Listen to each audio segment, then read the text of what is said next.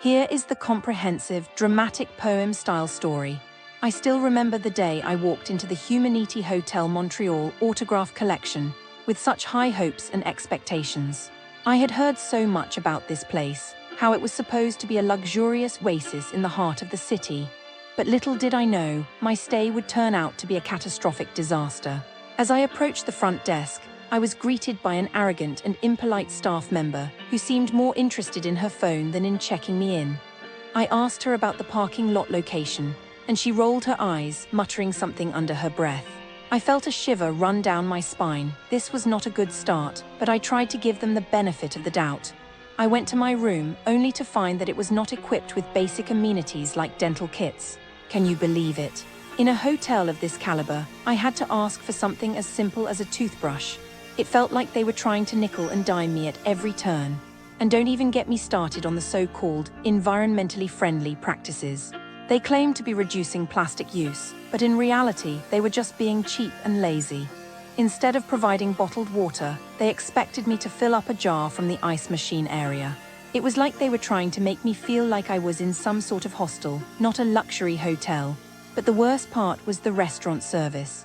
My stay included breakfast, but it was a la carte, and they had the audacity to charge me for an extra sausage. I mean, who does that? It felt like they were treating me like a cash cow, milking me for every penny they could get. And then there was the internet. Oh, the internet, it didn't work, and when I asked the staff to help, they just told me to contact the internet provider. Can you believe it? They were supposed to be a luxury hotel, and they couldn't even get the basics right. But what really took the cake was the overbooking situation. I was booked into a room that was 15 minutes away from the hotel. Can you imagine? I had to have multiple conversations with the staff just to get a more convenient booking. And I wasn't the only one, at least 20 others were sent to other hotels around the city. It was like they didn't care about their customers at all. And let's not forget about the parking. Oh, the parking, it was a nightmare. They shared the parking with a condo unit and other businesses, and finding a spot was like winning the lottery. And to top it all off, they made me pay each time I came and went. It was like they were trying to suck the life out of me. As I reflect on my stay, I realize that it was a perfect storm of incompetence and greed. They were more interested in making a quick buck than in providing a genuine luxury experience. And it's not just about the money, it's about the principle. When you're paying top dollar, you expect to be treated like royalty. But at the Humaniti... Okay, here's the intro music, a melancholic piano piece, fading slightly under the voiceover. It's disheartening, really. After spending time analyzing the experiences of those who have ventured out from the Humaniti Hotel Montreal autograph collection, a very specific picture begins to form. It's not a vibrant, welcoming tableau of local charm. It's complicated. The businesses surrounding the hotel, as a whole, present as a landscape of unrealized potential, often leaving a distinctly unfavorable impression.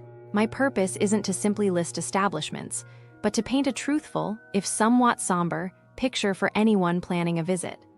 A picture, I must confess, that caused a growing ache in my chest as I pieced it together. It feels almost unfair, the way things stand. Let's begin. The shopping experience, starting with the Montreal Eaton Center, is a particular source of disappointment. The pattern emerging is one of systemic neglect. It's not simply a matter of a few isolated incidents, it communicates a larger apathy towards the customer experience. Businesses in the area, it appears, prioritize appearance over substance. You'll find yourself confronted with structural difficulties, parking, that can literally damage your vehicle. Imagine arriving for a pleasant day of shopping, only to return and discover a dent in your Jeep. That level of disregard, it's unsettling. Worse still, the basic tenets of hygiene seem to be routinely ignored. Reports of absent soap in restrooms are not uncommon. It feels like a fundamental disregard for basic human decency. And the layout, oh, the layout. It's a labyrinth designed not for convenience, but for confusion. People have described feeling utterly lost, wandering for hours. One reviewer unknowingly stumbled upon the customer service desk and was laughed at by the staff after voicing their frustration. Laughed at. The lack of clear signage isn't an oversight, it's a consistent, pervasive issue. You can feel the weight of frustration in those comments. It's a building designed to trap you, mentally, and, potentially, physically. Accessibility is a clear issue, as well those with mobility challenges will find the center almost impossible to navigate independently. It's exclusionary. Then there's the issue of essential items seemingly vanishing. A desperate search for a computer mouse turning into a harrowing quest. One person noted they found none available at Best Buy, and other stores unless they were willing to pay $99 at GameStop. It's the small, seemingly innocuous details that reveal a deeper malaise. Moving on to relaxation and well-being, we encounter spa Humaniti Par AV Spa. What's presented outwardly as a haven of tranquility is, in many cases, far from it. The dominant narrative here is one of disorganization and unmet promises.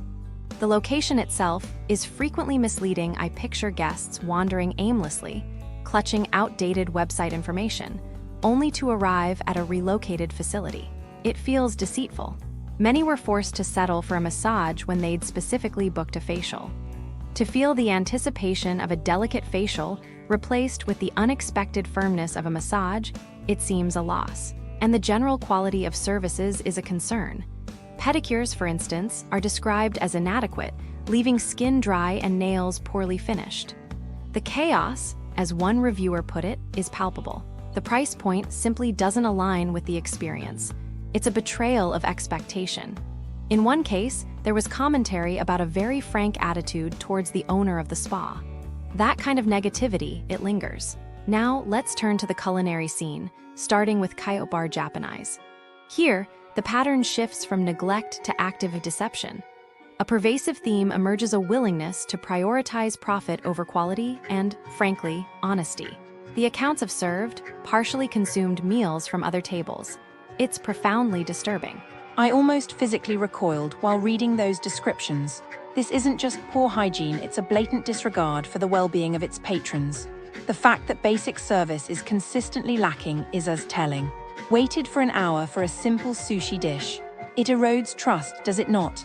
And the reported reluctance to accommodate customers or to outright disrespect them is profoundly disheartening. A sense of exclusivity, or perhaps more accurately prejudice, is present. The descriptions of feeling unwelcome, of being treated differently based on appearance, it's unwelcome. Some also question issues of poor ventilation, the smells of something bad. We must discuss Solid Cafe. Oh, I was just looking around Humaniti Hotel Montreal, autograph collection, trying to see what is happening there, and it is so sad. Some people just want to ruin nice things, Like tourists come for fun, and then boom, scams. So businesses near Humaniti Hotel Montreal, autograph collection, they can be tricky. Some pretend to be super legit, but they ray not. There was this fake music festival, Aurora, right? They promised big stars Harry Styles, Doja Cat, wow, right?